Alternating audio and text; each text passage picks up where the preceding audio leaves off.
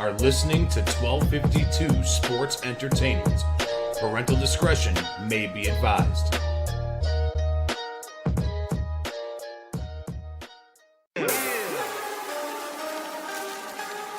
Woo! It's about that time. FatMike, Chicago Sports. Yeah. Woo. Finally here. Shot City Sports is right here. Updates on news, get it here. No rumors, cause we keep it real. FatMike. Sit back, relax, sugar beer one of them nights. Hey, this is Carmen DeFalco from ESPN Chicago, and you're listening to the FatMike Sports Show. Hey, this is Dave Richard from CBS Sports, and you're listening to the FatMike Chicago Sports Show. Hi, this is Jesse Rogers from the FatMike Chicago Sports Show. Hey everyone, I'm Scott Merkin, the longtime White Sox beat writer for MLB.com and proud graduate of the University of Michigan. You're listening to me on the FatMike Chicago Sports Show. This is Chuck Arfine, and you are listening to the FatMike Chicago Sports Show. It's the best. Hey, what's up? This is Greg Braggs Jr. from Braggs in the Stands, and you're listening to my guys on the FatMike Chicago Sports Show. Boom! Hey everyone, Fred Hubner from ESPN 1000. Great to be on the FatMike Chicago Sports Show. I'm Dan Zaborski, senior writer for Fangraphs, and you're listening to FatMike Chicago Sports Show.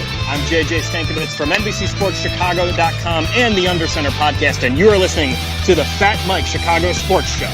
Hey Sparkle, you know what I listen to? It's the FatMike Chicago Sports Show with my guy, Fat Mike.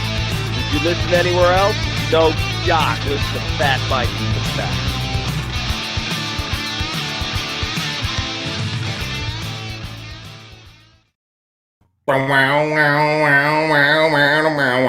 Hello, everybody, and welcome back to another Fat Mike Chicago Sports Show. I am one of your hosts, Fat Mike, and with me, as every single week, he is my guy, my heterosexual life mate, Angelo. Mother from another lover or something. What's going on, dude? Lover from another mother. Yeah, even that still sounds goofy, but I kind of like it. So wrong. Well, it sounds like we're lovers.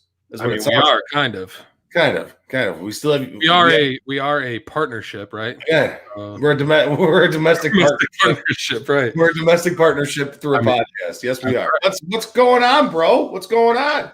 Nothing. You know, we had the usual bullshit Ryan Pace press conference yesterday where he said nothing at all, except that every quarterback in the whole universe is pretty much on the table. He's more mysterious than Rey Mysterio. Even Rey Mysterio took his mask off at one point in his career. Yeah. This guy.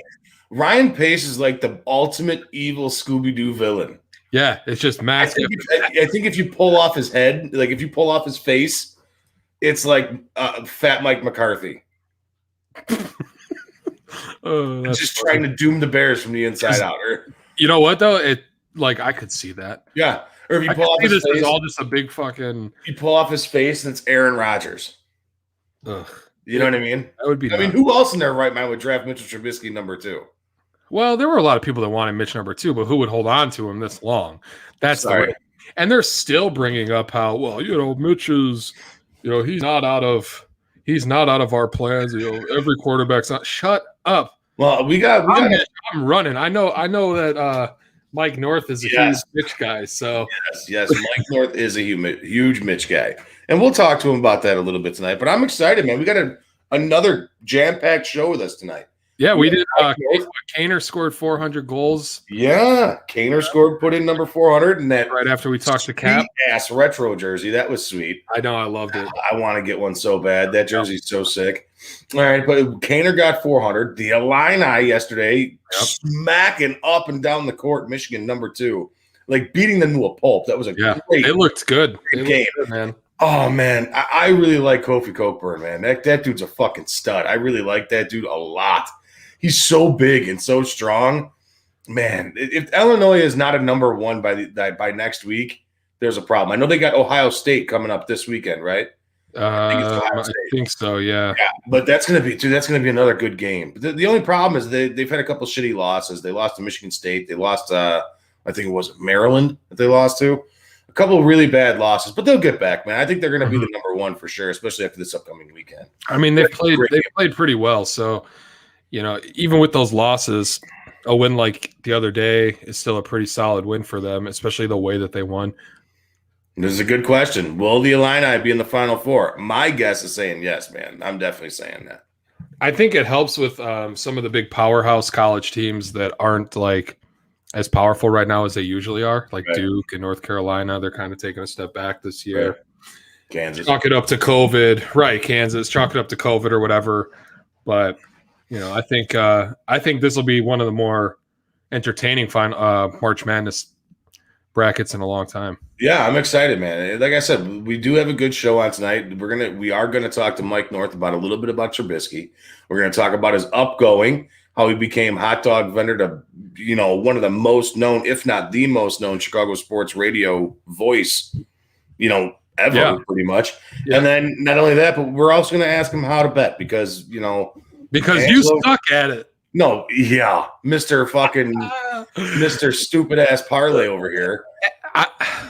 Bronco University to run for 2 touchdowns. The smallest risk with the biggest reward. That's how I like to live. Yeah, but just give me your $15 at this point. Just give it to me. I could buy cigarettes and a bottle of booze with it. Well, I mean, I could buy you a bottle of booze. You can contribute to all my bad habits with your bad bets each week. That's true. You'd be fucking. I'd be one of these days. One of these bets is gonna hit. No, but seriously, that's why I'm glad Mike's on. He could help us. I know a bunch of guys, like my cousins down in Illinois. They love to gamble too. They're not very good at it either. So maybe they could pay attention. They're just not any good. Yeah, I mean, maybe it's just in the Camacho blood. I don't know. Right. But some tips and tricks on how to get started for some people who, especially like now that it's becoming legal in more and more states, right? Some good starter points. It'll be interesting. Okay. How about the Cubs today, man? I know that you weren't able to catch a lot of the game. I know that you were working and stuff like that. I was able to pull up a stream of it. Crazy game, dude. They were up big and then they got tied. Then they got all tied up at 8. But how about Nico Horner the other day? He was my pick to click on the year when we had Kaplan on last week. Yeah, and he had a night. He drove in 2 yesterday or the other day, and it was. I'm telling you, man, he's my pick to click on the year. He's going to be a surprising little good second baseman. I really think so. And then once he clicks, then you can start moving some pieces. Right, trade some of these guys. Do something. Jock Peterson coming in. Yeah, Jock Peterson hit a bomb today, man. A big old 2-run homer. That was nice. Nothing. That was nice.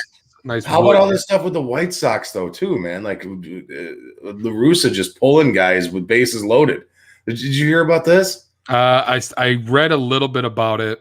Abreu comes up with the bases loaded, and they're like, no, we're just gonna send him plug in some other shit stain. Like it was like everybody's like, boo! Like even guys in the like, you suck! Like, what are you doing? It is spring training, right? Yeah, but chalk it up to that, but. We did think that this was going to be a little bit of a growing period for the team and him, right? Right. I didn't think it was a smart hire in the beginning anyways, but who knows? Maybe all this pulling and plugging and playing turns out. I don't know how you can't like the hire. I mean, I understand that people are like, the guy's 900 years old. I understand that. All right, but the guy still has like what, the 5th most wins in all of baseball, 4th most wins in all of baseball. I mean, that's he understands what it takes to win a baseball game, right? That is true. But if he doesn't win in the next 2 years, is he? What's up? Is he going to be your coach in 3 years? The guy's an old man. Like I would say, if he doesn't get arrested for DUI or die himself, I would think that he would still be the coach in 3 years. Well, maybe. Well, how old is he exactly? I don't know. Carry the one. Carry the one. I'm gonna look. Yeah. I don't know how old Lewis is. I know he's up there. I think he's like 79. Yeah, 79. he's old. Sounds about right. 79. So let's see. Right now he is drum roll 76 years old. So he's not a young chicken, my friend. In 4 years he will be 80. What if he's still going to be coaching the White Sox at 80 years old? What if this young Sox team makes him develop like Benjamin Button disease? Goes backwards in time? He starts regressing, yeah. He just seems like Tony La Russa kind of looks like a vampire, though, too. He does. especially Like- especially in his mug shots. What if he's like really 176 years old? That would be wild. Like he's legit like a vampire. He has no reflection. Yeah, he walks past. We try to interview him. Never eats One time on the garlic. show. We try to interview him one time on the show, and there's just nothing there. Total Right. job. It's- Total That's job. how you see his wig. Yeah, yeah. That thing has to be a tube. Or a White Sox hat just kind of floating. It's still with the tube underneath it. Yeah, I can see that happening. But no, like I said, man, we do have a great show tonight. We have Mike North coming on here in a little bit. In about 5 minutes, he's going to be joining us. And after that, man, we got the man for the Blackhawks games, the guy who gets everybody riled up for every single Blackhawks game at home. Makes everybody start screaming. He is the guy, Mr. Jim Cornelison, coming on here with us tonight. Going to talk to him about what's his favorite moment. Yeah. I mean, does he like Motorhead? There is one specific question. I'm not going to give it away, but it has something to do with an eating contest that I want to ask him. I don't know if somebody are playing pranks on his Wikipedia or what, but I'm going to ask him about it because I'm intrigued. Well, it's hard hitting journalism, Mike. Right? Yeah. I mean, I don't know if it's of these hard hitting questions. Yeah, 12:52, man. We come right. pack punches. I mean, that's what we do. We're going to ask Mike North too. Ironically, though. This show fits in more than one level.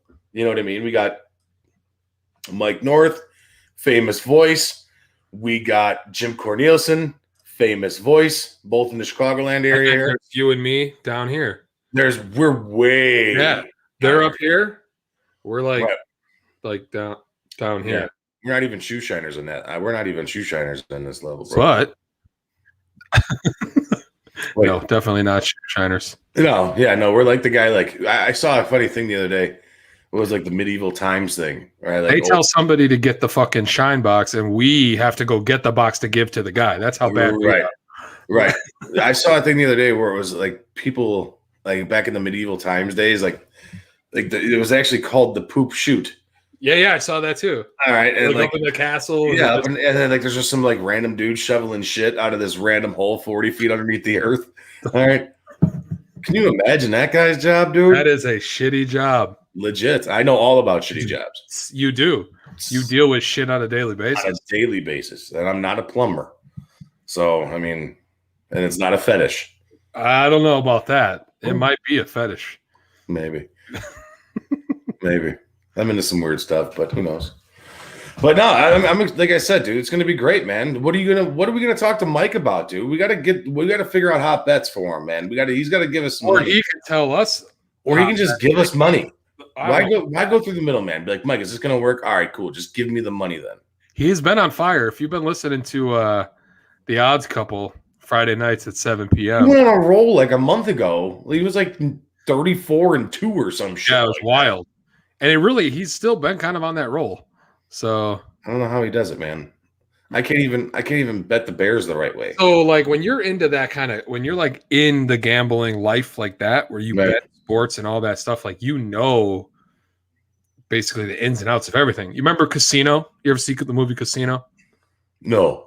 Where he knows the different bounce off of different woods on the college basketball games. He knows if the quarterback's girlfriend is knocked up, all that stuff. If the wind is coming from a different angle, if the Aurora Borealis is going to shine down the wrong way, who knows? He knows all that. He's got all that inside shit. Yeah, he knows something. I don't know what he knows, but he knows something. I wonder if like Mike North can you imagine like Mike North being like a dude back in the day that's like the collector? I'll break your fucking legs. You know what I mean? Mike North is Joe Pesci. Yeah, that'd be sweet. You know what? I could kind of see it. I could see that. I could see it. Just him just full off hitting Don Rickles in the face with the telephone. And hanging somebody from a tie. Right. Stabbing him in the neck with I mean, remember when he beats Don Rickles in the head with the telephone? Yeah, just whack. Poor Don Rickles. Poor My old man. favorite scene in that movie is when he stabs the dude in the neck with the pen. What about, like Don Rickles in that moment, I think would be David Kaplan. For sure.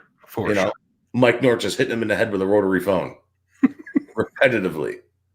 It's pretty funny.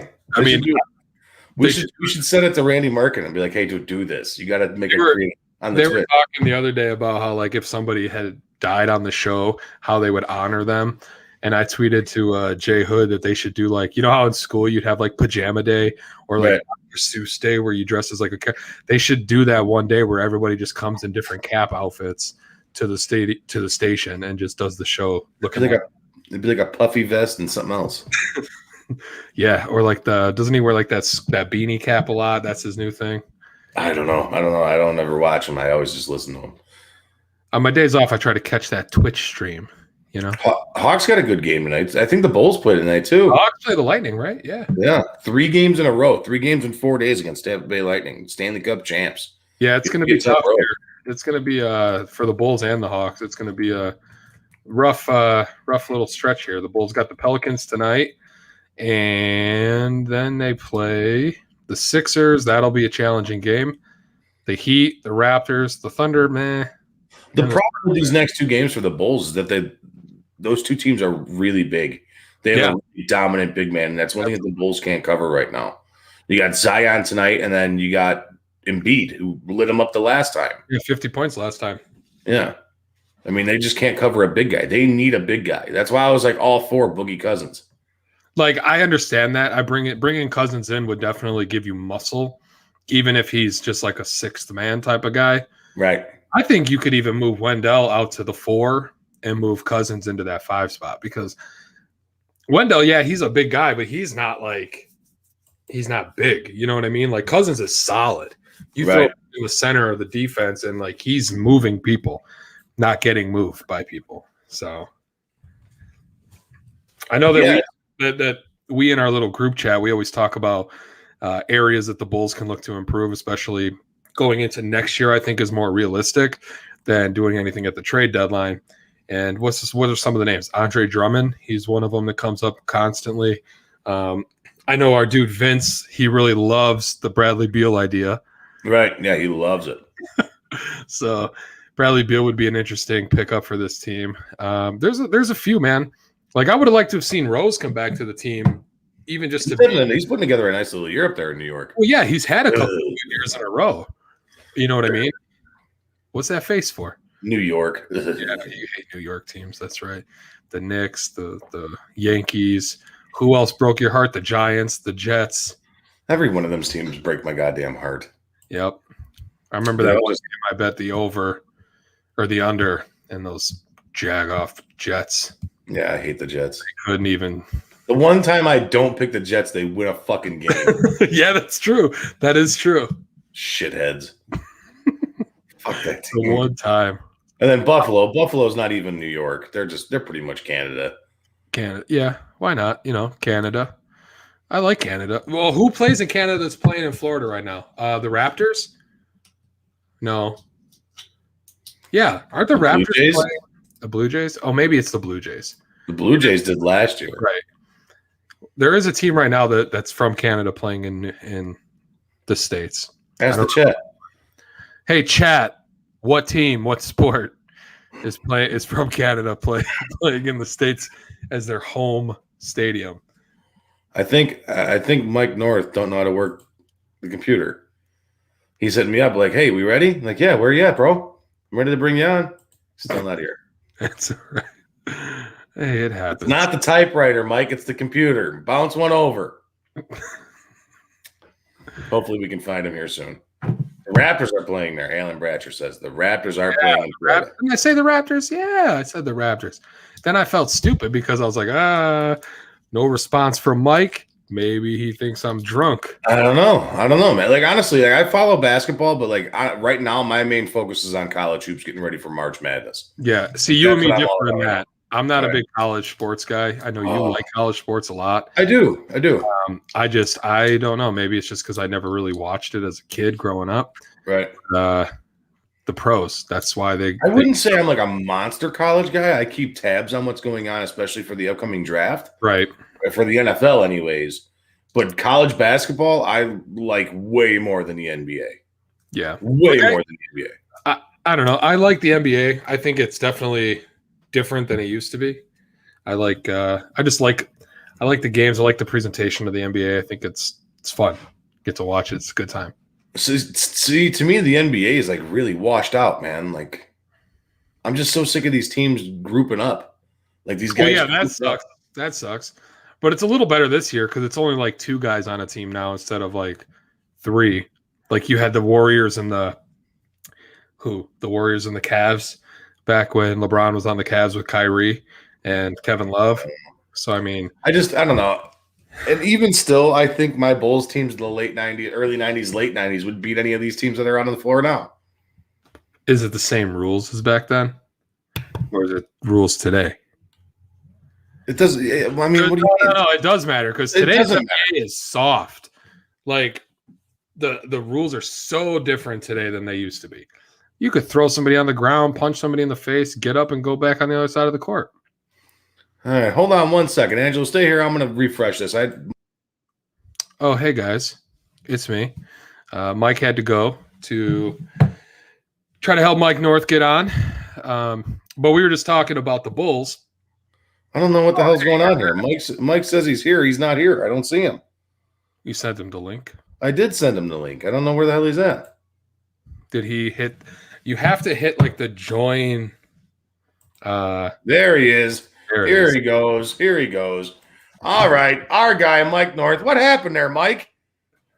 You're on mute. You got to find the mute button. Oh, no. Mike, you're on mute. You got to find the mute button. Where is he? Oh, he's just screaming at himself over there. Mike, this is great. You're on mute, dude. There's a mute button somewhere on your thing. It's all right. I'm the same way. I hit the mute button and I forget. It's a little microphone. Nope, still not there. What is this? Crank Yankers? There we go. Hello. Oh, that's yay! Right. Well, that's we were rolling. What's happening, guys? Well, first of all, Fat Mike, I was looking for my pool money. I apparently thought you were calling because I won. I never got the numbers from you. I send you $20. So wait, how was that little fun for your Super Bowl party? The Super Bowl party was good. It was a good team. Angelo ended up winning like $450. $450. That's it, my friend. I didn't win nothing. I won one reversal, and that was it. That's all I got. It was bad news. Well, better luck next time, fellas. How's everybody doing? Good. How about yourself, Mike? How we doing, man? Wait, I'm trying to make it through this Missouri game right now. Missouri's up 70-66. This is my life every night, you know. I'm sure. On baskets, doing some maybe baseball coming up soon. Football, we just had a great year. So everything's going great. I got no complaints. It's good to see you guys on the podcast. Appreciate you asking me. So we're ready to roll. We appreciate you coming on, Mike, and we're definitely going to get into the betting stuff, man, because you know it. You've been killing it. But I want to ask you what I wanted to ask you the first time I had you on the show. I just didn't have the opportunity to talk too much. Okay. All right. I wanted to know the story about Mike North. What the hell happened here? You were a hot dog vendor, and you become one of the most known voices in not only just Chicagoland, but nationwide. So tell me that branch, because I'm a dog shit picker-upper. All right. And I want to live the Mike North life. People like you. All right. I want to live the Mike North life, though. I don't want to scoop shit the rest of my life. Well, what happened was this guy named Danny Lee. I had been reading that WXRT's owners were going to start a jazz station or a country station. And I knew some of the XRT people. They came into my hot dog stand. And the boss came in named Dan Lee about a week or two after they announced they were going to do a music type of format. And I said, hey, you know what, Danny, because he came in, I said, listen, you should basically start a sports station. I think it's the next big thing. They got it in New York. They got it in Denver. They got it in San Diego, Kansas City. But there's not one in Chicago. And he said, okay. He goes, but we already, and I see in Robert Feeder's column, you already applied for the call letters of WJZZ, which was going to be a jazz station. I go, all I'm going to tell you is it's the next big thing. You heard it from me, period. I chase him out into the rain, trying to convince him, change it. He goes, well, we're meeting this weekend. Monday. We're meeting Monday to decide what music format we're going to go by. So he goes home that weekend, and he buys the Sun-Times and the Tribune. Went back in those days, in the 90s, early, it was an actual paper. It was thick. It wasn't a pamphlet. like Right. it is now. You know, it's crazy. And he counted the advertisements in the entertainment section. There was like 2 of them. And then he counted the advertisement. Now, remember when this is? When newspapers were still rolling. Right. And there was like 40 of them in the sports section, which had about 15, 20 pages at the time, which is what the actual paper has now, it seems like. Right. So he got together Monday with the whole crew, and they said, well, what kind of station are we going to do? And he said, well, we're going to do a sports station. They said, are you going to listen to that goofy hot dog guy? Are you kidding me? He goes, listen. He goes, we don't know anything about sports. They were all music guys. He goes, well, we better do it. We better learn. And they did. And they did it the right way the first time around. He took my idea and he ran with it, which made it his idea and his beautiful creation. And they hired the right people. It was a dream come true for me. It was a dream for a lot of guys. We had some guys that were just at their peaks, getting into their prime, like Dan McNeil. Dan Jiggets was underappreciated. He came, and he became very much appreciated for the next decade and a half. Right. Terry Boers. I mean, all these guys. Tom Scher. But they were all, from what I understand, they were concerned if it was going to make it or not. It's a three-show station. Right. Who does that? Daytime Right. only. And we became the biggest thing. And then we got the ratings after 3 months. They go, we did no ratings. I go, wait a minute. I'm out 3 nights a week. I can't go anywhere. I mean, people Right. are having fun. We're talking about the station's the biggest thing going. And then Arbitron admitted they made a mistake. And because of the no nighttime, we shut off Right. at 5 o'clock. And we Right. were whipping everybody's ass. I mean, really, it was unbelievable. The little engine that could to score. So how did you yourself start getting involved? How did you yourself start Well, your show and stuff? What happened was I had a station. I had a show on a station, 1240 WSBC. Before, there was no podcasting back then. You had to run time. Mhm. I rented an hour at time. I did it every Saturday morning before I got to the hot dog stand from 8 to 9, called it the NFL Handicap Show. And I had my people that came in from Amoco, General Electric. There was factories all over the place where I had Milwaukee and Keeler, okay, Northwest side. And I charged $50. I charged them all for advertising. $50 for 30, $100 for a minute. I recorded it all their commercials. We made it a real show. I had a buddy that Dan Cahill that worked at the Sun Times at the time. He listed it in the paper. I got a little following going. So when they started the sports station, I had already been doing this for 2 years.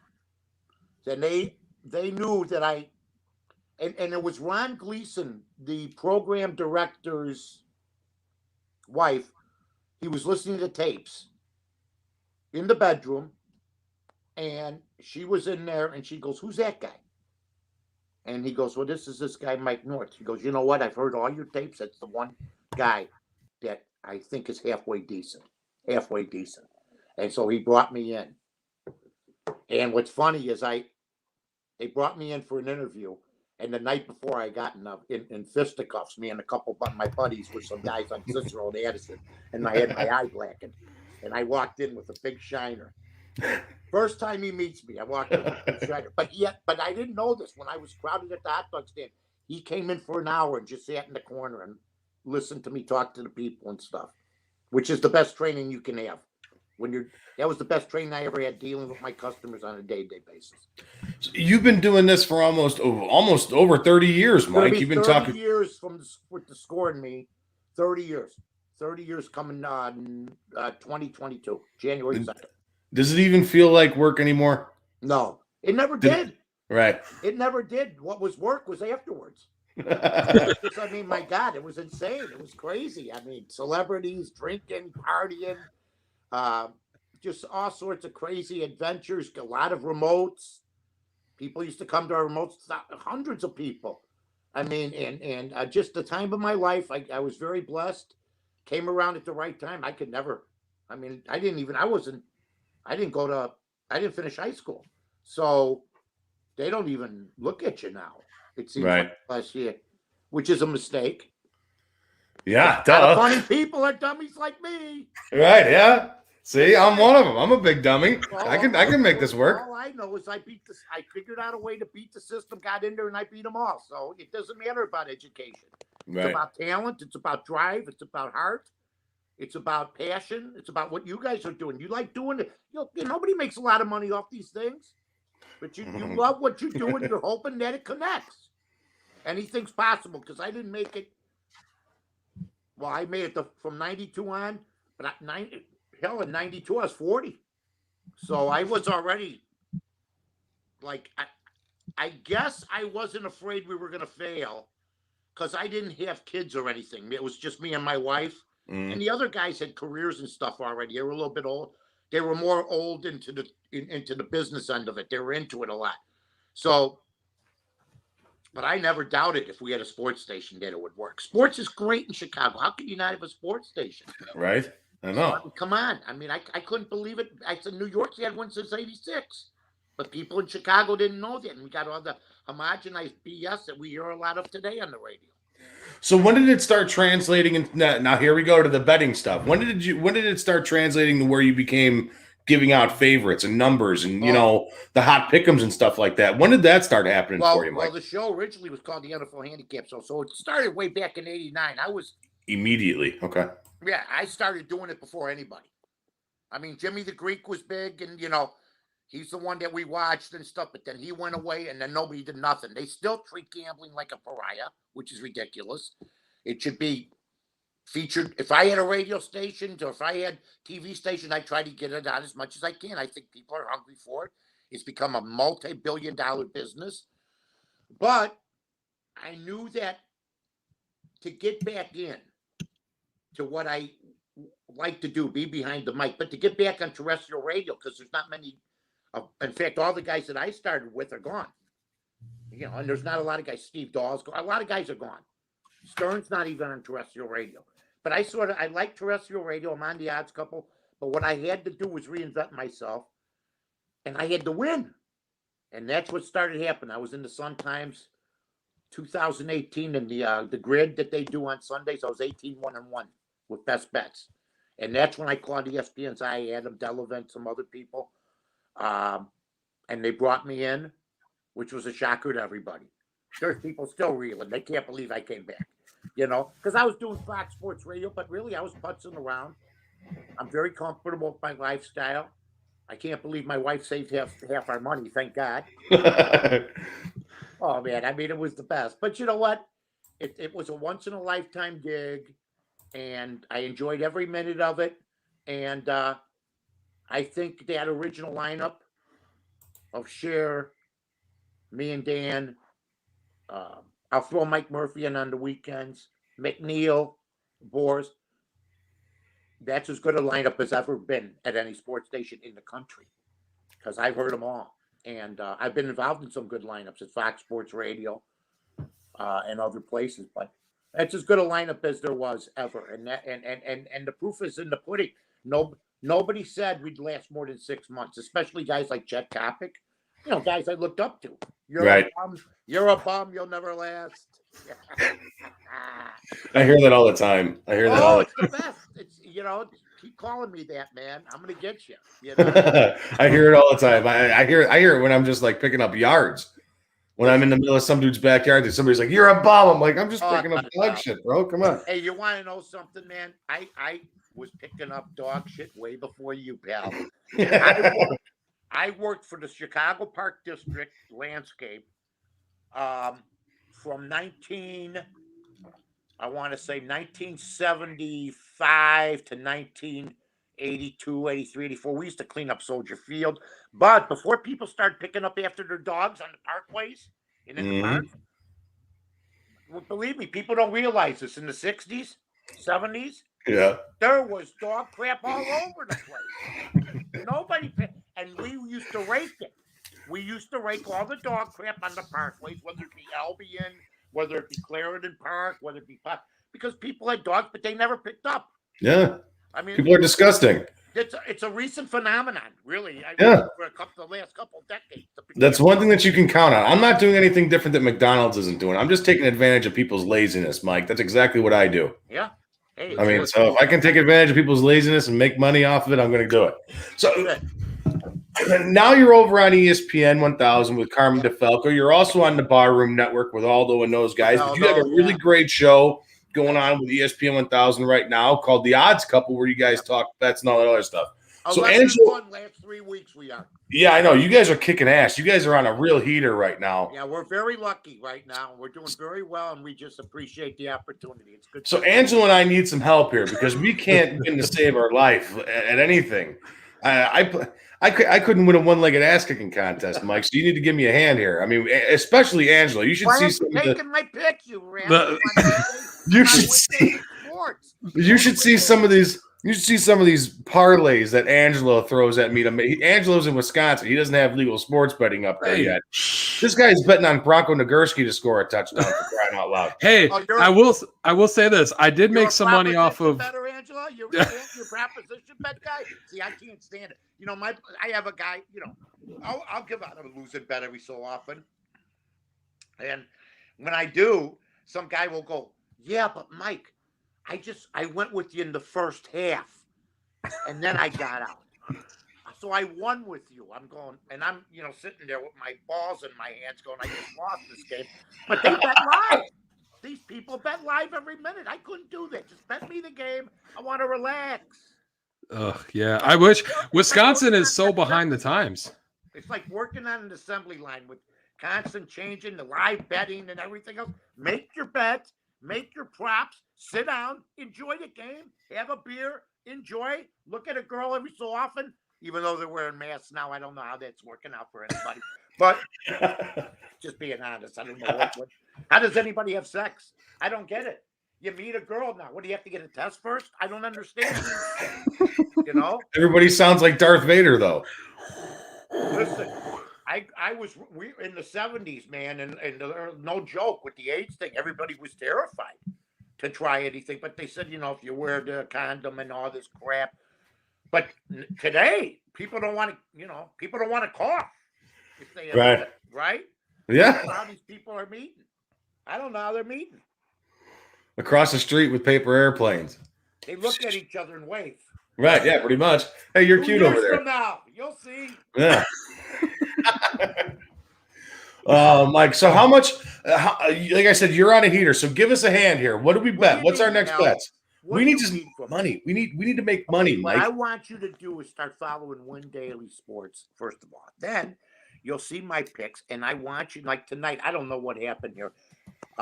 Maybe you guys could check on your computers because you guys both look like you're really brainy and smart and stuff. So I had Missouri getting 4.5. So maybe somebody they were playing Florida. I'd like that score if you could give it to me because I got so distracted trying to even get on the air. And then I'm talking to you and two engaging gentlemen that I lost track of the game. Anything? That's not good. Let's see. They were playing South Florida? No, not South Florida. Florida, you maniac. Don't give me any wrong scores and give me a heart attack. Okay, let's see here. Missouri and Florida. That's good. In the background. Hey. I know I'm a Cub fan. The Sox are looking good, though, too. Ooh. You know what? I know you're a big Sox guy. Can we cut off with the spring training highlights like they're important? I mean, seriously. I'm watching Lewis Robert. He got a base hit today. I'm happy for him. This means nothing. Yeah. So Missouri and Florida, the final score 72-70. Yeah, baby. Who won? Missouri. So that's another winner for you, Mike. You're on fire, man. Well, I was getting 4.5. Now I got, you know what I did tonight? Something a little bit ballsy. Money per plus point? I took the New Orleans on the money line minus 220. If I lose, I pay 220 on 100. I only win 100 if I win. So I took them. They had no points. They got to just win the game. They were losing by 10, but I just see they caught up to the Bulls. What a surprise that is. But I'm just saying. So what's okay? I'm going to ask you a couple more questions before we cut you loose, Mike. What's and this if this is out of the realm here, man? What's the biggest winner you had? The biggest what? Winner. Oh, Christ. I'll tell you, I had a big winner 2 weeks ago, Max Homa. So I wake up on a Sunday morning. I'm looking. I'm not going to. I can tell you, I put a nickel down. And I got him at $700 on that Sunday. He's 2 strokes back. Okay. All of a sudden, I'm watching. He's catching up. He's catching up. He's catching up. He ends up winning the thing. So I caught that, and I also had Sam Burns over Dustin Johnson and Fitzpatrick at 35-1 with a considerable amount. So I had a huge day in golf. Golf is becoming real big, guys. I love golf, man. That's my favorite. It's one of my favorite sports. Yeah, every day is the Masters. Somebody goes, "What are you watching?" I'm watching golf. I got money on it. Yeah, but it's the I don't care. It's as big as the Masters. Just like any race you bet on is as big as the Kentucky Derby. Anything you bet on is a big. You got to treat betting like a business and with respect, which my buddy FatMike, I believe, seriously does not. No, Angelo's worse than I am, though. Come on, he's worse than I am. I'd like to think that if it ever became legal in Wisconsin, I'd do a little bit better at being more serious with it. Right. But it's Wisconsin's so far behind in the times in every aspect of the world that it'll be 30 years before they legalize sports betting in this state. I drive up to Lake Geneva every so often because I'm not far from there. But I always expect the 63 Impala just to turn the corner. It's like you're caught in like Back to the Future back there. It's like, the lake, and you want everybody running. It's like something from Jaws, except without the shark. We still have some cities in Wisconsin that have like the horse poles where you can tie your horse up to go into a grocery store. So like let that sink in about how far behind Wisconsin is. What a fun place to live, horses. Yeah, horses. I mean, we live out west now. I'm a city boy, but I like the country. It's nice. It's nice. You live in Burbank. I don't know what that is, Mike, right? I mean, you live in Burbank? Yeah, I'm at South Burb. Yeah, I'm South Burbs. Yeah. That's nice. That's all right. It's a solid little place. Was it Worth? Yeah. Is it right next to Burbank? Yeah. They had batting cages out there. Me and my buddies used to go out there every so often back in the day. You weren't even born yet, you two guys. You guys are young whippersnappers. Yeah, I mean, we're. How old are you guys? How old are you? I'm going to be 33. And I'm 30. I'll be 31 in September. I never got tired when I was 30. Well, geez, I'm asleep when this is my bedtime. Like, I'm usually going to sleep by the couch by 7:45. I mean, my God, when I was 30, just run. I don't know how you old guys what's funny? back in the day. My buddy used to make money because he Basta Pasta, Tino Antonacci. I'd be in there, we'd be wrecked. Me and my buddy, we'd be wrecked. It's 1 a.m, 2 a.m. I gotta go to work at 10. And somebody's going, "Is that Mike North?" He goes, "Yeah," and I'm having fun. "Hey, what's going on? We're having Yeah. Well, he's taking off tomorrow, isn't he? And they go, "No." He goes, "Oh, he'll be on the air tomorrow. Are you kidding me? He comes here 3 nights a week. He's got that constitution." And they go, "No." He goes, "I'll bet you'll be on the air tomorrow." 10 o'clock next day. "Hey, everybody, Mike North here at WSCR, blah, blah, blah, blah, blah, blah." Because when that light went on, I forget about everything. That's when I was really, you're happy. You're doing a job you love to do, making a lot of money doing it. Right. You're getting in, you're in the papers, sometimes, mostly time for good things. But I had the media on my ass way back then. The media's never been, I call them the swamp. They were back in the 90s. Forget about now. Right. It's always been that way. There's always been PC, but I didn't care. I said, everybody's doing the same thing. I'll do something different. So that's what happened. Mike, I got one more for you before we cut you loose, my man. Cut me loose, baby. We talked about your best. We talk about your best win. What's your biggest beat? Oh, my worst beat. The worst beat. Forget about money. The worst beat is I can tell you back in the. I bet against Joe Montana. That's where I. What the hell are you thinking? I had Vince Ferragamo plus 10 in the Rams, 1980. Montana's just, 83. And I got a push. I got a ton of money on it. Sometimes a push is a win. Right. You get a push. Don't go, "Oh, man, if you would." No, you're lucky. Because I got lucky. But the worst beat, I was winning Denver against Oakland, Monday Night Football. I'm winning 27-0. John Elway. I'm going. We're doing the rumba. I'm doing the rumba in the front room with the boxers on. Dun, dun, dun, dun, dun, dun, dun, dun, dancing. So, and Jay Schrader throws 4, I think it was Schrader for Oakland, throws 4 touchdowns in the fourth quarter, and I lose 28-27. Yeah, that's a bad beat. That's a bad beat, Mike. That's a bad beat, man. That's a bad beat. I see them. They've been happening a lot to people. I've been sort of lucky lately, knock on wood, with the bad beat stuff.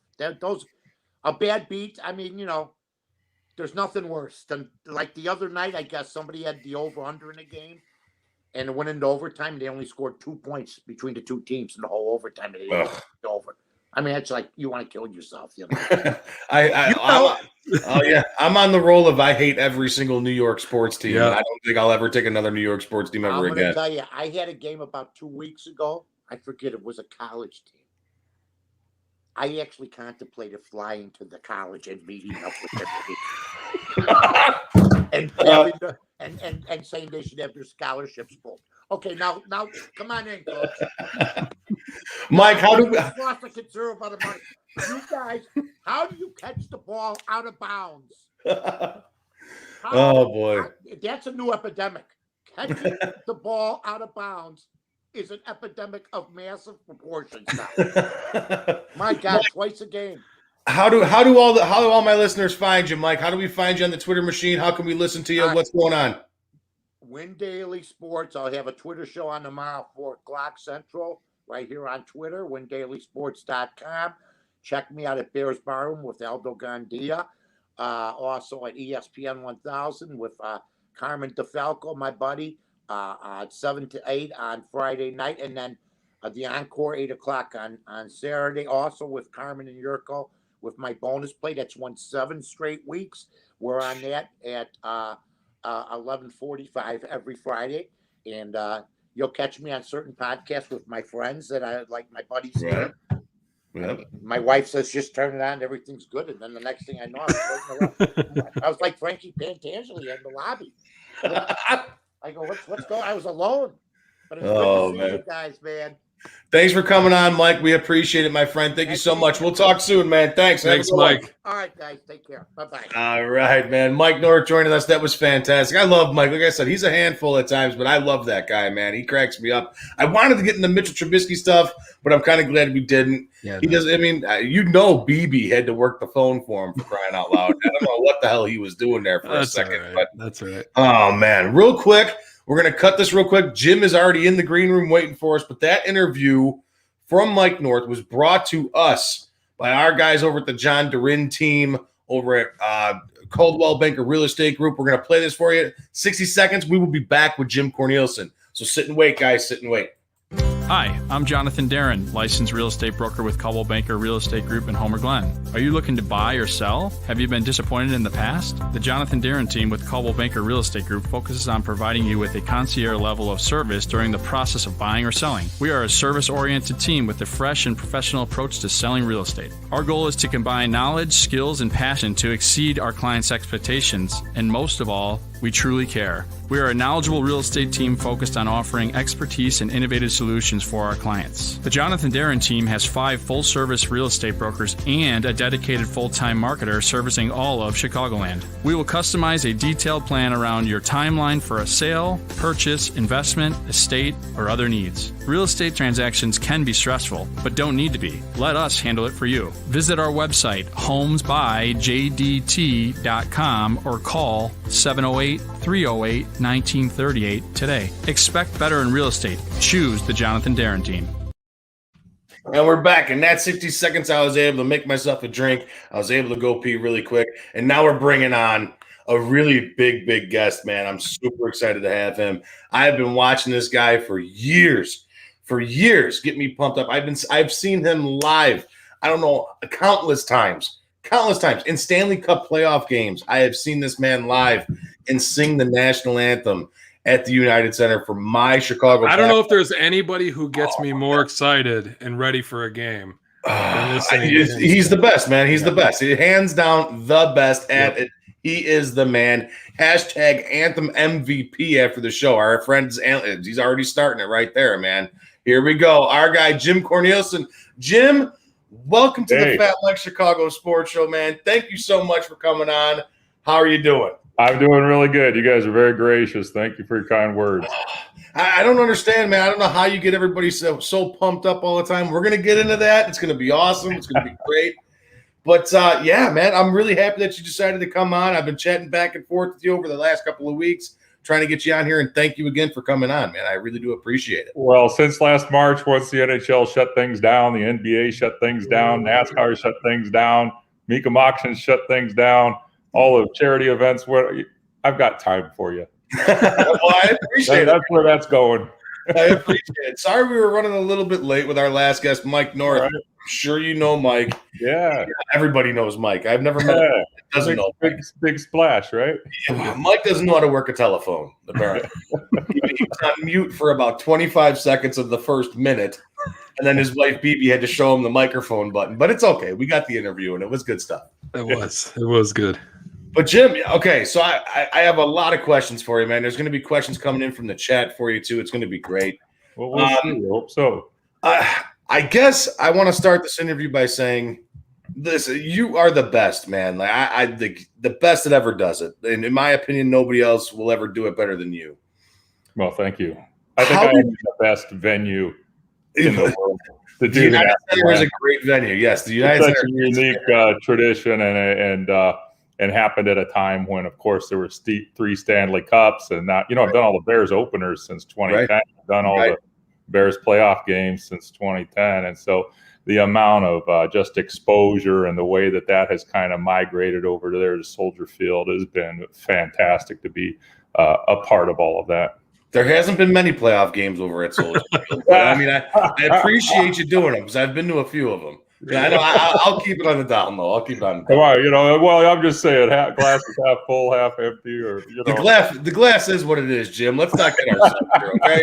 They need to make the playoffs more, okay? But don't get me down that road. We all want our teams in the playoffs. We want the Bulls in the playoffs, the Bears in the playoffs, the Blackhawks. I want them all in the playoffs. Yeah.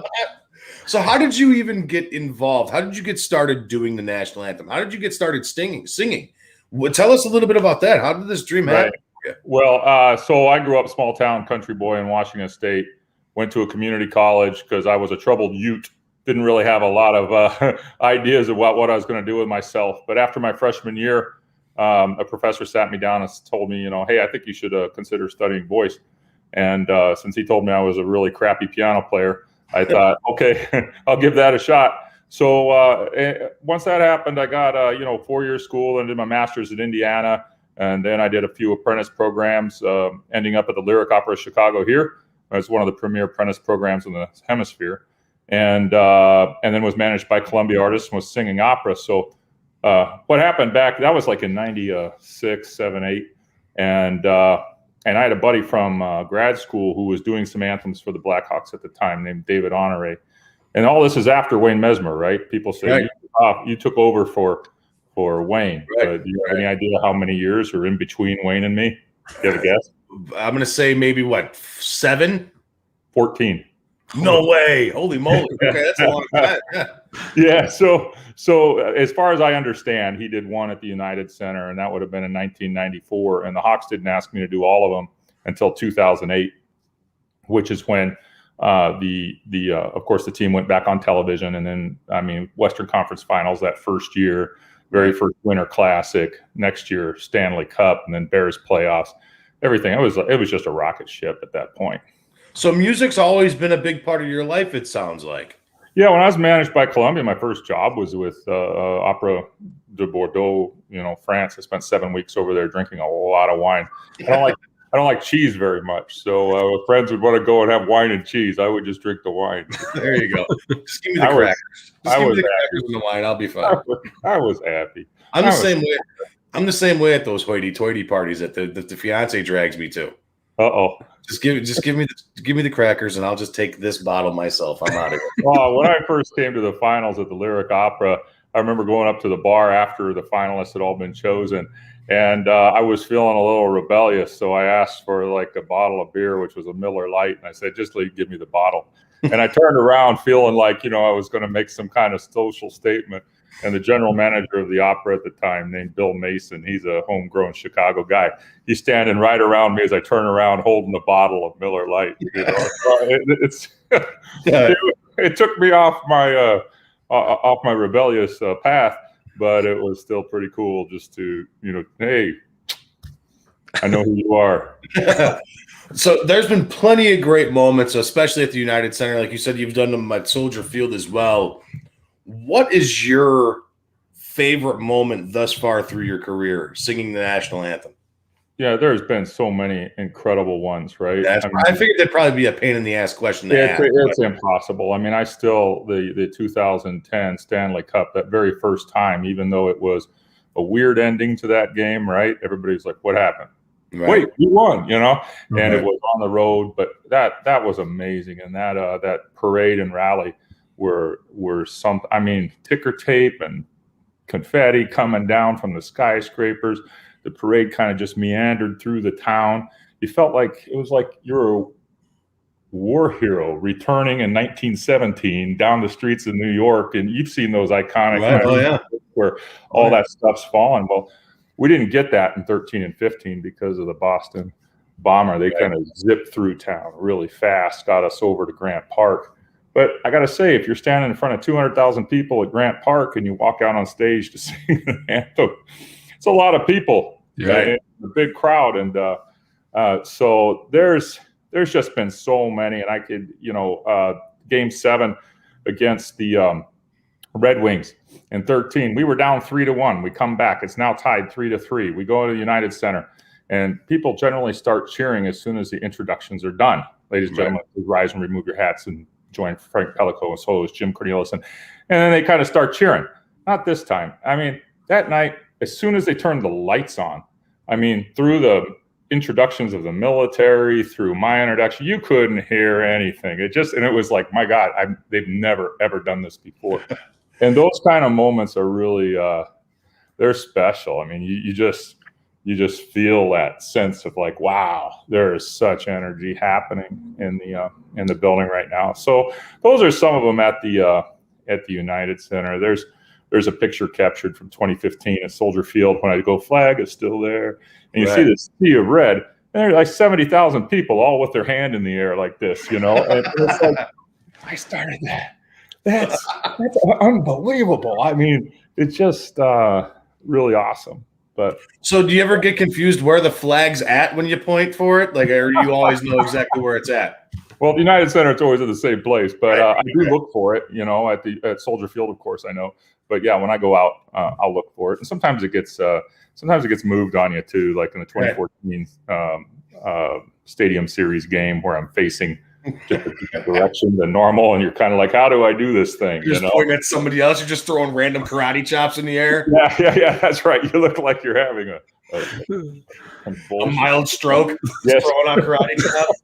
It happens. I've done it. I do it in my car, for crying out loud, when I'm yelling at crappy drivers. I've done it at a lot of events where I'll come out and I'll say, hey, is there a flag anywhere? And it could be, who knows? A private event or a charity event. There's one down on the Kankakee River south of Peoria that I've done for vets, and they've gone out of their way now to have a nice flag. But the first year I did it, I think somebody found a flag about, like one of the little flags a guy will put on the back of his Harley, somebody else was holding it up in the air, So I'm going to have you come out and sing the national anthem at my wedding. Oh, I've done it. No way. Come on. In fact, yeah, I've done, I'll do maybe 10-ish weddings. And one of the cooler ones, they introduced the bride and groom party as like the home and the away team, and then they had me come out and do the anthem, which was cool. And then I've actually done a few funerals. And so when you talk about like meaningful anthems, there is that, really rowdy side, like the 100th anniversary of the NFL with this season opener here this year. That was amazing. Bears Packers in 2011. That was amazing to be part of those anthems. But there's a different energy that there was a Ranger named Josh Rogers from down in Bloomington Normal who was killed a few years ago, like 19 years old, real young guy. And he went to the same high school as Jay Blanc, who is the business manager at the Hawks. And they said, hey, Jim, we want you to go down and sing at the funeral. Sure, I'll go. So you get down there and you meet the family and the mom, and it's just heartbreaking. I mean, whole community turns out. You walk up at the church to do the anthem, and we want you to do it just like you do it at the United Center. And that feel, I mean, what I do at the United Center is very extroverted. It's very boisterous, head held high, and, you know, go team. And exactly. I'm just the same exact thing. Very, very go team, right? Yeah, but it's more than go team. It's and that's why, you know, so often like Josh or his family, you know, they were fans of the Hawks, but they were fans of me. They wanted me to be there, and they asked me to sing it the way I sing it, because it taps into something with these guys. There's really two worlds when it comes to the anthem, and I won't get into it too much with you guys. You know, I don't want to be a buzzkill, but no, not at all. Yeah, well, I mean, 80% of the world, it's like you come at a Blackhawk game and you love the anthem, or wherever it is, it's like, oh, it's the anthem, it's a song, you know, whatever. But to the other 20% who are really tapped into the deeper meaning, it provides a lot of comfort. And when you can remind people of the purpose for their suffering or the purpose for their loss, it provides comfort. And so I'm actually writing a book. It's an awful lot about all this, because people do not understand what I do or what my life is like. And, you know, I can be, on the one hand, standing in the United Center or Wrigley Field and, hey, Jim, good job.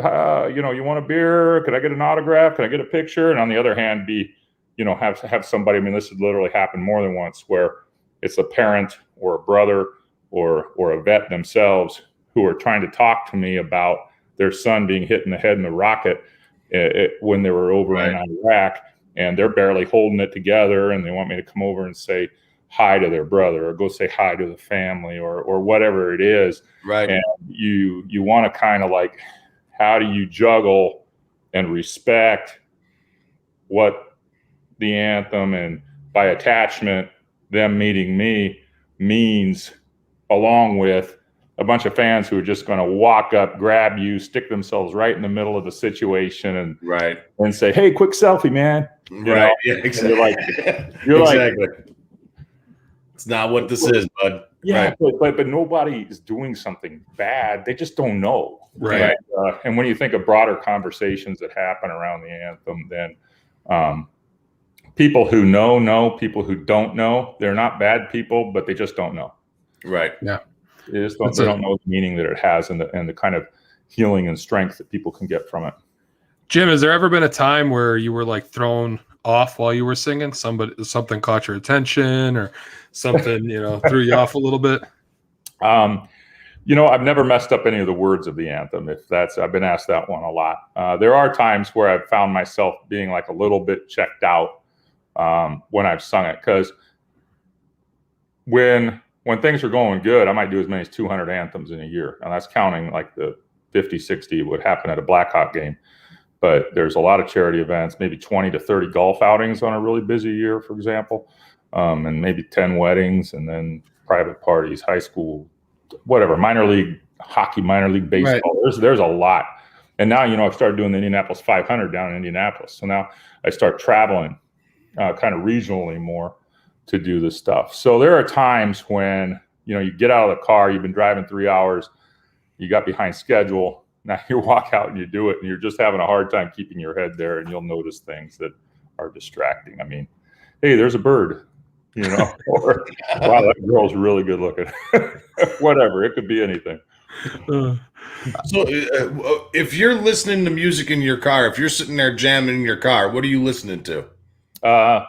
You know, I'll go nostalgic sometimes, like with some classic rock, like a Van Halen, AC/DC, Scorpions. There we go. That's my type of guy, Jim. That's my type of guy, Jim. Well, that's some of it. I mean, I was a big Heart. I liked Heart also, like growing up then, and but at the same time, like life is long. You know, I mean, I don't just eat hot dogs anymore either. You know. Hold on a second. Sorry. Hold on a second. You just ruined my damn question, Jim. All right. I thought this was funny business on your Wikipedia page. What's there? I don't know if it's true. Me either. Is it true that in 1998 you ate 92 hot dogs in 60 minutes? No, I did not. I have no idea how that got there. I don't know. I was like, no way he ate 92 hot dogs in 60 minutes. Man, somebody sent me a link once to like what my total worth is, like, and it was like $4.5 million or something. And I thought, no, it's not. Didn't eat the 92 hot dogs either. Well, I was saying before we had both you and Mike on, I was like, there's parallel between them. Both great Chicago iconic voices. Mike had a hot dog stand, and also Jim Cornelison ate 92 hot dogs in 60 minutes. That's the hard-hitting journalism we do on the Fat Mike Chicago Sports Show. Yeah. Well, there is a part of journalism that's entertainment, right? I mean, you guys just have to decide where you are on that spectrum, and fact-checking versus entertainment. You heard it here first. The Wikipedia page is a lie. The Wikipedia page is not true. Jim Cornelison is denying all claims of him eating 92 hot dogs in 60 minutes. Yeah, I haven't done that. It would be pretty cool, though, if you did. I'm not going to lie. I was like, what is this guy, him and Joey Chestnut in the offseason not singing national anthems? He's just rifling down hot dogs or what? Oh, no kidding, man. I've seen that guy eat, by the way, and it is disgusting. I bet. It looks disgusting watching it on TV. It is disgusting. I mean, there's food falling out of his mouth, but he's, water and eating, and he's a skinny guy, and it's unbelievable. I mean, look at me. That's a typical Saturday afternoon for me, guys. Thanks for flipping all over it. That's great. I don't know, Mike. I'm guessing you're a pretender compared to Joey Chestnut. Huh? Yeah, no way. Joey Chestnut would eat you under the table, Mike. I don't chew, buddy. Neither does he. He would smoke me. It's not even fair. All right. Another quick question before we cut you loose, Jim. Thank you again for joining us. If there is one specific event that you would like to sing the national anthem at, what would it be? Super Bowl. Yeah, that's your go-to? Yeah, I did. In 2012, I did the Ryder Cup closing ceremonies plus some other stuff out there when it was at Medina. And that is, in terms of just viewership, I think 350 million for the Ryder Cup. But it's over a couple days. I think viewership for a Super Bowl is about 125. But in America, it's a Super Bowl, man. Right. The World Cup, Olympics, all those things are bigger. But and football's what I grew up playing. Yeah, I'd love to do a Super Bowl. That'd be excellent, huh? Well, hopefully the Bears get there sometime in the next millennia. Then I wouldn't do it, right? I mean, they're not going to allow a hometown guy for one team to do it, So I think we need to get on Twitter and we need to start a campaign for Jim Cornelison to sing the national anthem this year coming up at the Super Bowl. We'll be your guy, Jim. Twitter does all this kind of great work all the time. So why not? Once a day, every day. Every day. Every day. Starting tomorrow. Jim Cornelison for Super Bowl anthem. Hashtag it right now. Man, there was a kid in Iowa, and I forget blanking his name right now, but he actually tweeted every day for an entire year that Jim Cornelison should do the Super Bowl. And he announced it at the beginning of the year, and he kept it going. But we're going to be a realistic, energetic college student who, I cheered him on. I appreciated it. I think I sent him a bobblehead or something. Nice. We're gonna beat him. We're gonna make it. It's gonna happen. We're gonna go a year and 1 day. We're gonna go until it happens, Jim. Yeah, until it happens. Until it happens. You're getting it, bud. You're getting it. We're gonna get you that Super Bowl. We're gonna live it out, man. I mean, all these celebrities, Lady Gaga, nothing. No, if you sang the anthem to open the Super Bowl, people would go wild. Right. I've seen a couple of videos, tweeted videos where Big Cat has sung the anthem at some places, right? Yeah, Big Cat's a joker. Big Cat's a joker. He's funny as hell. I love Big Cat. Certainly, I think it was really appropriate for professional wrestling. I think it worked really well. I thought it went real good in the KY Jelly wrestling contest. It was fantastic. Oh my, Jim! If you did sing at the Super Bowl, would it be the over or under? Like on the time allowance? Like they always tell me 1:30. Mine's typically 1:38. But that's short for a Super Bowl anthem. It would depend. They'll have an orchestra, maybe a choir. I mean, you never know. Like when I did the Ryder Cup, there was an orchestra. All right, so now we got it. We got that's a little bit of inside, a little inside knowledge there for when it happens. You bet the when over. It happens, we hammer the over. That's right. And then at the Bears, at the IndyCar races, at Ryder Cup, at Bulls and Sox and all these different places. Like go out and do the anthem. I never have any accompaniment. It's just me. And then we get it to the United Center, and I got Frank. Right. So I would prefer, I think, accompaniment at the Super Bowl. People are used to the spectacle. Yeah. Right. For sure. Right? For sure. I mean, they take out all stops, and that'd be cool. That was excellent. Jim, how do all my guys follow you besides watching you on the Blackhawks game? How can we tweet at you? How can you it's Anthem at Anthem_singer. At Anthem_singer. Jim on Twitter and Instagram. There you go. Thank you so much, my friend, for taking the time out of your schedule to come on and hop on with us. I hope we didn't bore you to death, and thank you for waiting patiently while Mike tried to figure out his mute button again. But we really do appreciate you hopping on with us, man. It means a lot to me. This is I can't believe I talked to you. Like, this is crazy. Yeah. Well, it's my pleasure. Thanks for taking me. Isn't today National Anthem Day? I thought that's what we were doing here. But today is National Anthem Day. Let me get a few bars out of you. Let's do it. Come on. No.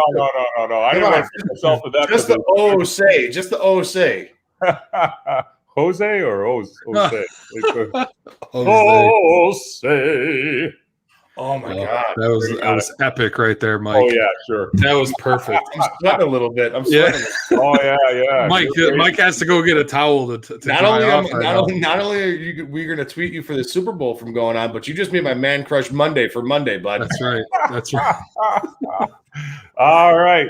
It's time for me to go. I gotta get the water. Jim, thank you so much again, my friend. It's been a pleasure. Thanks for coming on. Thank you, Jim. Thanks a lot. You guys have a great night. Later, man. Dude, how awesome was that? That was he even gave us the O say. Holy cow, man. Yeah, it was I mean, when it comes to Chicago sports, kind of like he's the guy, dude. He's other the guy. than athletes, when you think of like any big time Chicago sports moment in recent history, he's been the anthem to kickstart it all. And to have him on this show and to even just the O say, like, I mean, and it was just so beautiful. It was so beautifully done. I would have brought up like a picture of the flag and shit. Man, so where you can point at it and stuff, you know? Shit. I fucked up. That's right. I thought it was excellent. That was a good dude. That was such a fun and like insightful interview. I loved the thought, like how he does talk about how at these sporting events, everybody's like rah, rah, rah for the anthem, right? Like it brings everybody together for this big sports capade that's going to happen. But then there's the other side of the anthem that not a lot of people think about, where it's sorrow, and the anthem means so much to other people. You know what I mean? That's why I think the whole anthem conversation, especially in today's day, I think we as people suck. I think we need to be more understanding and listen to each other instead of just automatically being like, no, you're wrong.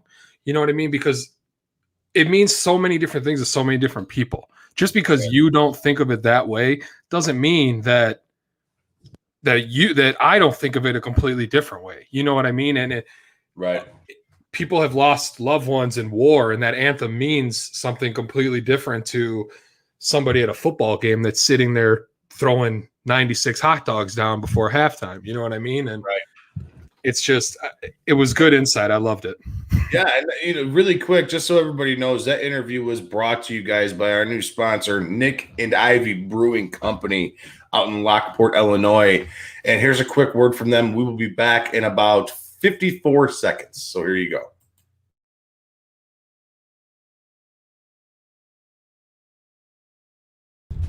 Hello, this is Paul from Nick and Ivy Brewing Company. We are located at 1026 South State Street in historic downtown Lockport, Illinois. We are very excited to be partnering up with the Fat Mike Chicago Sports Show, as well as the 1252 brand, because we are one of the few Chicagoland breweries that embrace sports and sports culture. Come in for a fresh brewed beer made right here in Lockport while catching the game of your favorite team. Stay for the live music that we have booked every weekend. Or just come for a cozy atmosphere to enjoy a good conversation with a friend, loved one, or complete stranger. Nick and Ivy makes you feel right at home no matter what the occasion is. Follow us on Instagram and Facebook by searching for Nick and Ivy Brewing Company.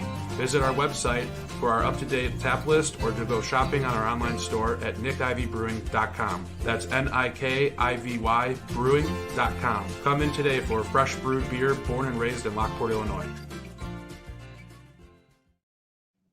All right, there we go. I know Paul's going to be happy about that. Following up after the Jim Cornelison interview. Thank you again. That was awesome, dude. I mean, it was funny, like going back on what you said, Angelo, how much the anthem means to so many different people. You're right. It's 100% that. Mm-hmm. But I love the fact that Jim brought up like some of the coolest moments that he had was at like it was where he got nerve-wracked a little bit. He almost said like it almost came across as was 2013-14 against the Red Wings. I was at that game. Yeah. And I was at that first Stanley Cup parade. I was at both of those. And it was nuts, man. And when he says that, especially that Red Wing game, it was me and my brothers. We were all at that game. Dude, from the very first, he didn't even pronounce the O and O say yet. And that place was fucking shaking, bro. Yeah. I mean, that place was like, and I was one of them. Man. Like it was an unbelievable moment. Like when he talked about that Red Wings game, I kept thinking in my head as he's talking, like, I don't know if there's like everybody says this about their sports team, their sports city, right? But I really don't know if there is a better overall sports city than Chicago. I feel like the fans with Chicago sports connect differently than fans like in Philadelphia or Florida, California, New York. It's like it's personal, but not personal. You know what I mean? Like we embrace our teams so hard. And somebody like Jim who comes out and just does this beautiful anthem to get you hyped for the fight that your team's about to be in. Like when he was talking about Game 7, I'm thinking like I remember watching that game on TV, and I remember watching and just feeling anxious and excited. And then he sang, and it got your juices pumped, flowing, and you're pumped for the game. And makes me wish that some playoff hockey would come back here pretty soon. I know, man. I'm hoping. Well, the Hawks are still playing good puck right now. They're still playing real good. I don't know what the score of the game is now because I'm in here doing this shit. But, listen, what a great show, man. Great show tonight. It was fantastic. Mike North, the best part about Mike North was him being on that was going to sound really rude. I love Mike.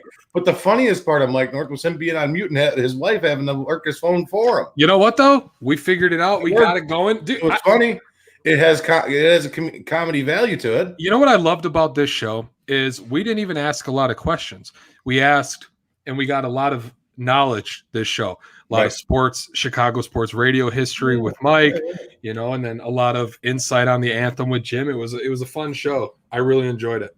Yeah, it was a lot of fun, man. It was a lot of fun. So now what the hell do we do? Well, we got to say thanks, right? We got to say thanks to our absolutely. Awesome sponsors and awesome sponsors guests. And our guests, Jim and Mike North. Thank you guys for coming on. Nick and Ivy Brewing, Jonathan Durin team, and it's like Mike said, it's I feel blessed to be able to do this.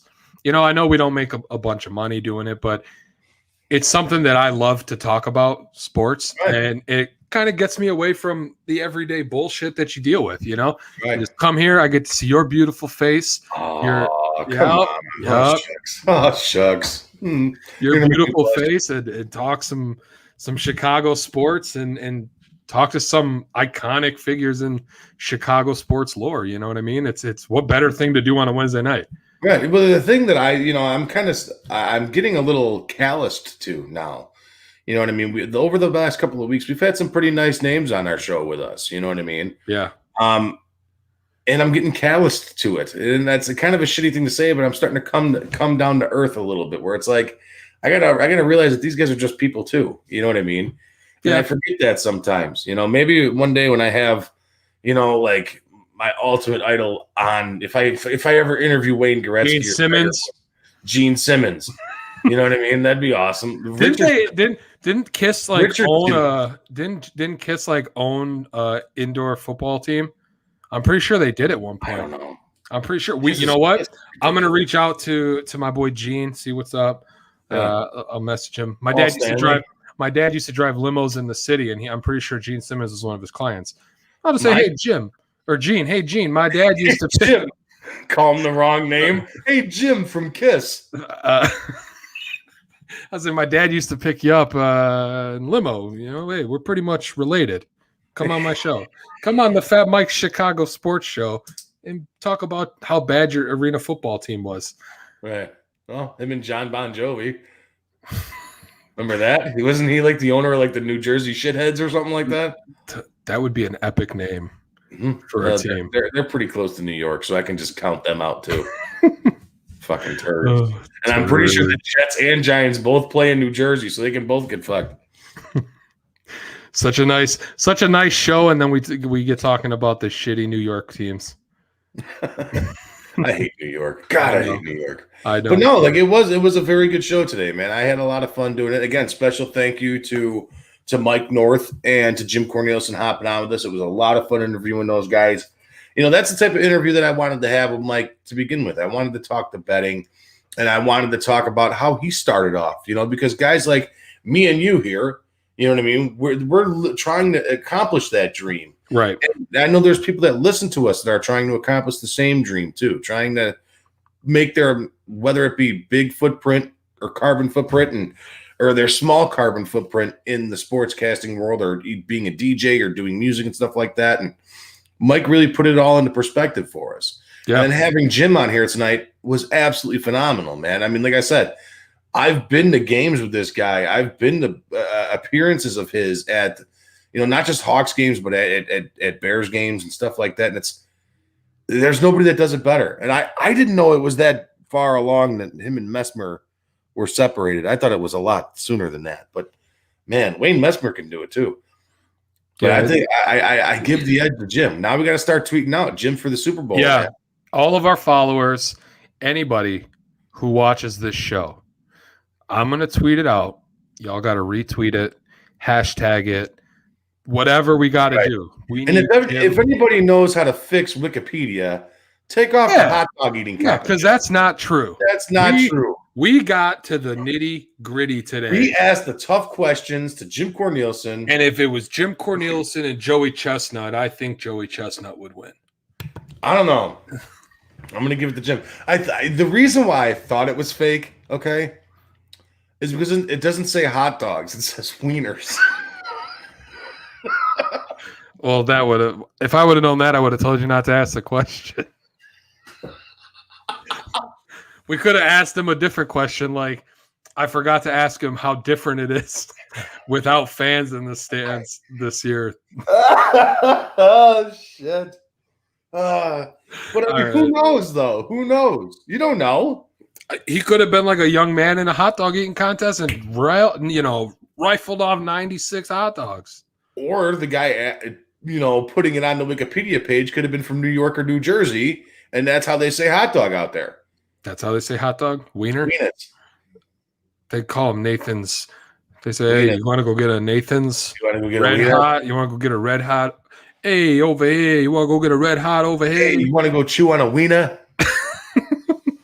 Mike, I don't want to hear about what you do on Saturday night. Oh, hey, gabagool, wiener. Bro, did you see that stupid video that I posted on Facebook of the dude? That's hysterical. That guy, I like how he shakes his ass at the end.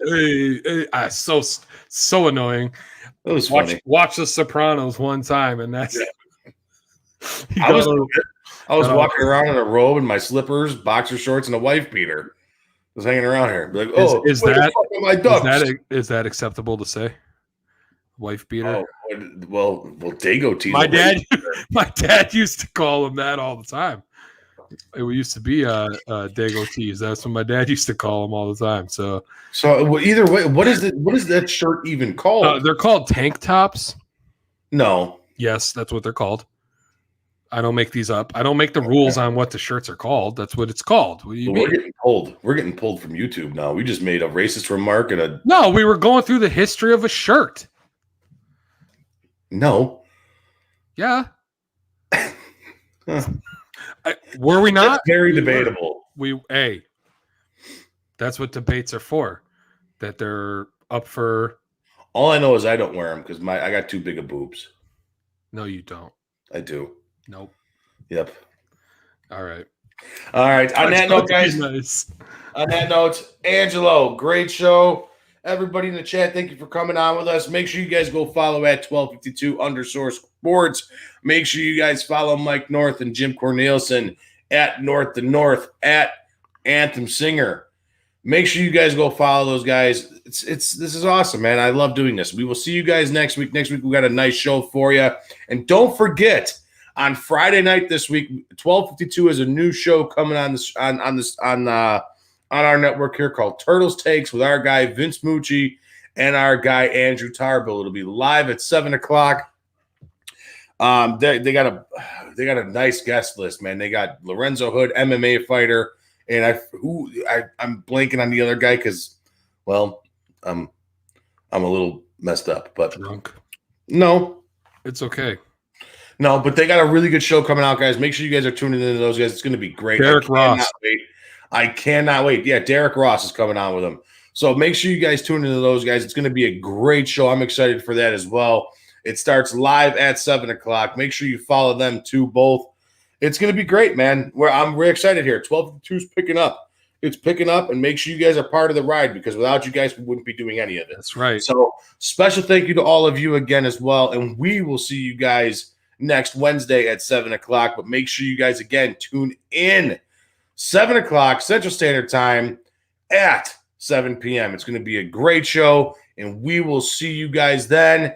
Until then, you guys take care. I'm going to wave like Forrest Gump out. Goodbye. Bye, Jedi. Bye, Angelo. Little rascals. Goodbye, Angelo. Goodbye. Chocolates.